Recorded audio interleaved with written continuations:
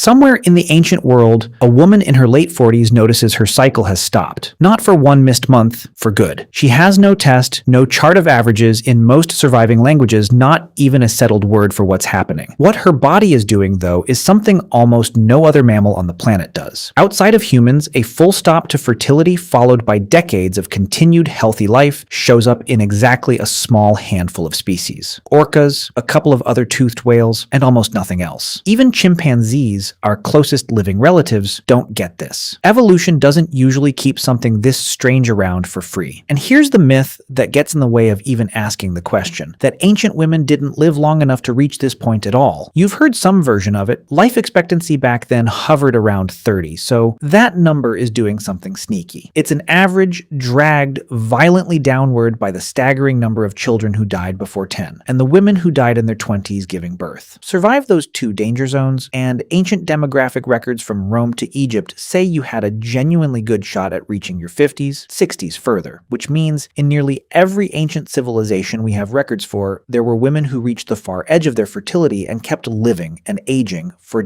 decades afterward. Almost nobody has ever asked what they, or the people around them, believed was happening to their bodies when that happened. We're about to find out, starting with the two men in the ancient Mediterranean who came closest to writing it down. The Hippocratic Corpus, the sprawling body of medical texts attributed to Hippocrates of Kos, returns again and again to one idea. Menstruation purges something the body needs to expel, and when a woman's flow stops for reasons other than pregnancy, illness tends to follow. Not a theory you'd want near your body today, but compared to the era's alternative, an angry god. Bad luck. A body overfilling with its own byproducts at least has moving parts. Nobody in the corpus wrote specifically about a 50-year-old whose periods had ended for good. They wrote about disrupted cycles generally, and menopause fell inside that pattern without ever becoming its own event. Aristotle came closer to naming it directly. Cataloging the animal kingdom in his History of Animals, he drops an offhand line that women generally stop bearing children around 40 to 50. Noticed with the same flat enthusiasm he brought to counting an octopus's arms. It's a philosopher taking notes on animals, not a doctor treating a patient. Medicine wasn't the only place this got written down, just maybe the only place it read as a puzzle rather than a fact everyone already understood. In Genesis, 3 visitors tell Abraham that his elderly wife Sarah will have a son. The text explains why that sounds impossible in blunt terms. In the original Hebrew, the way of women, the same phrase used elsewhere for menstruation, had ceased for Sarah. Sarah, listening from the tent, laughs to herself. Not politely, arguably the oldest joke in the book, and Sarah's the one telling it. The scene never explains the phrase or describes what's happening to an older woman's body. It assumes you already know the way you'd assume an audience understands she's expecting without a biology lecture. Centuries before any physician tried to build a theory here, ordinary language already had a way to talk about it. Soranus of Ephesus wrote the single most detailed surviving medical text on women's health from antiquity, 4 volumes on menstruation, conception, contraception, childbirth, and never built anything resembling a dedicated theory of menopause. Neither did Pliny the Elder, who had a confident opinion about nearly everything else menstrual blood could supposedly ruin. Galen actually came closer, and this part usually gets flattened out of the story. Before he ever theorized about women's bodies from behind a desk, he spent years as a physician to gladiators in Pergamon, stitching crushed limbs, opened chest wounds, muscle laid bare in ways no temple-trained physician back home ever saw firsthand. That gave him more direct knowledge of the human body than almost anyone practicing medicine at the time. Writing in the 2nd century CE, he took the Hippocratic idea that menstruation cleared the body of excess and pushed it further. Black bile, a substance nobody has ever actually found, built up in women whose periods had stopped, and that buildup was why breast tumors, in his experience, showed up more often past a woman's fertile years. From the single most cited physician in Western history, and it still never became anything bigger. Galen's observation stayed exactly where he left it, a note folded into his general theory of tumors, never growing into a named life stage. 3 separate correct observations: disrupted cycles cause illness, menopause happens around 40 to 50, it raises breast disease risk, sat in 3 different books for centuries. That's the real shape of the silence. Now go to the other side of the ancient world, because somebody did the assembling. The Huangdi Neijing, the foundational text of Chinese medicine, and framed as a dialogue between the Yellow Emperor and his physician Qibo, lays out a woman's life in 7-year stages. At 14, a substance called tiangui, heavenly water, arrives, 2 channels called the Ren and the Chong begin to flow, and menstruation starts. At 49, 7 sevens, those channels decline. Tiangui is exhausted, and menstruation ends, a complete, internally consistent consistent model, built centuries before any European physician attempted anything comparable. One plausible reason, worth flagging as interpretation, Chinese medicine mapped an entire life into staged cycles by design, so every stage got a slot. Greek and Roman medicine treated menstruation as an active diagnostic signal. Its permanent absence took away the thing physicians had been tracking, rather than handing them something new to study. Same biology, two civilizations, two different answers to whether this was worth explaining at all. None of these men were in a position to ask why any of this exists. That didn't get a serious answer until the 21st century, and it still isn't fully settled. Staying fertile is usually the whole evolutionary game, a trait that shuts down reproduction decades before death should get weeded out fast. Instead, it shows up fully formed in humans and a tiny cluster of toothed whales, orcas, short-finned pilot whales, and almost nowhere else. Two competing explanations split the field. The grandmother hypothesis says post-reproductive females pay their way by helping raise grandchildren instead of having more offspring. The reproductive conflict hypothesis, backed by decades of tracking wild orca pods, points somewhere colder, when a mother and her adult daughter reproduce in the same pod at once. The mother's calves die at meaningfully higher rates because older females lose out competing for the same resources. Stepping back from reproduction isn't generosity here. It's a losing bet a mother stops making before it costs her everything. Neither theory has fully won. Most researchers now suspect both were pulling in the same direction, in humans and orcas alike, two family trees separated by roughly 90 million years, arriving independently at the same solution. So here's the payoff to the hook. Evolution didn't keep menopause around for free. Somebody was still paying, just in grandchildren, not eggs. Here's a question that might matter more than what any physician wrote. What actually happened to a woman's daily life once this began? We can't interview an ancient Roman or Egyptian woman directly. Nobody left a diary. But anthropologists studying traditional societies outside industrial culture have found a strikingly consistent pattern. The same way researchers use modern hunter-gatherers to estimate when prehistoric puberty likely happened. Among Maya communities in Mexico, menstruating women live under real restrictions on movement, diet, and access to community and religious life. The day those restrictions end isn't a loss, it's an arrival. A woman who stops menstruating for good is immediately free of it, let back into spaces closed to her for decades. In parts of India, menstruation carries a similar weight as ritually polluting, with its own restrictions on a woman's movement and participation, and the same reversal shows up once it ends. Postmenopausal women, especially as mothers-in-law, gaining real authority inside the household precisely because that restriction is gone. Two cultures, no contact with each other, no shared source for the idea, and the same shift. Status rising, not falling, once fertility ends. It flatly contradicts the modern assumption that aging out of fertility has always meant fading into irrelevance. Whether that held in ancient Rome or Egypt,